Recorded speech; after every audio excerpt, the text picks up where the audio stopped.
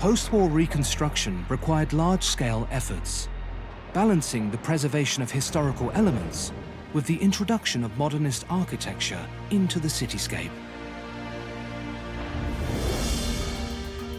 The original site of Torre Velasca was basically a quarter.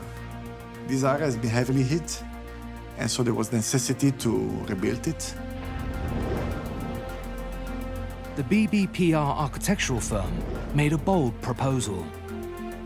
A single high-rise building detached from the surrounding blocks. They say, instead of rebuilding the quarter itself, consuming a lot of soil, we prefer to save space on the ground floor offered to the city itself and to build a high tower.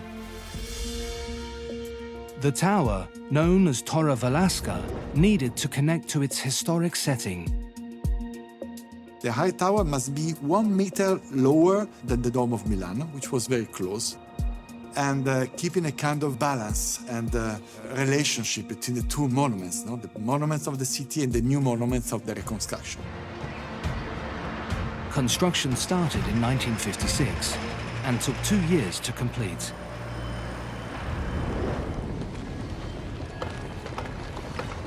Deep concrete piles were driven about 33 meters into the ground for stability.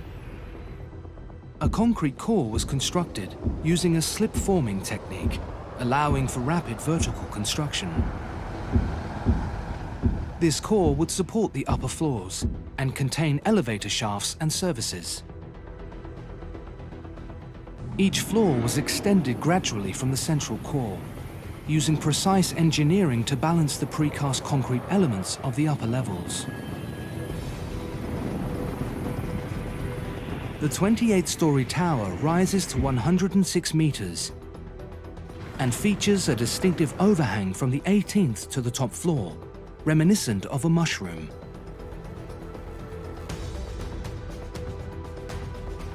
This cantilevered section, reinforced with steel, is supported by 20 oblique parapet beams that connect it to the narrower floors below.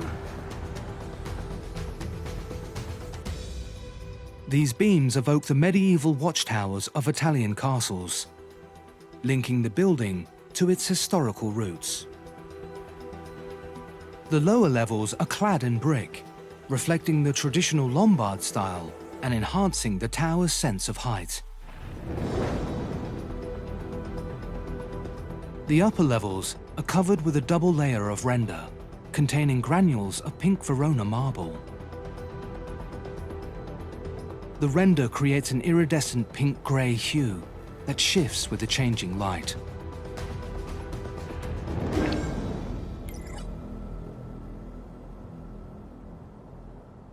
I think it was the intention of the architects to do something that was completely anti-international style.